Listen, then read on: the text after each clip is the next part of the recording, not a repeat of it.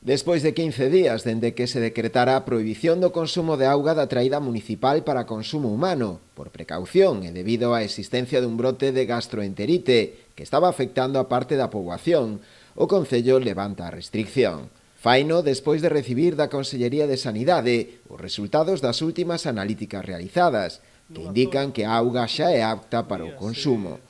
Fontes municipais informaron ademais que durante estas 2 semanas se estiveron realizando diversas labores de limpeza e desinfección das ETAPs e tamén das redes municipais de abastecemento, seguindo as directrices da propia Consellería. Aínda que as analíticas realizadas con posterioridade ao 15 de outubro, data na que se produciu o anuncio da prohibición, xa indicaban que a auga estaba libre de contaminación microbiolóxica, Sanidade seguiu efectuando análises adicionais para descartar a presenza de norovirus e poder confirmar que a auga era apta para o seu consumo.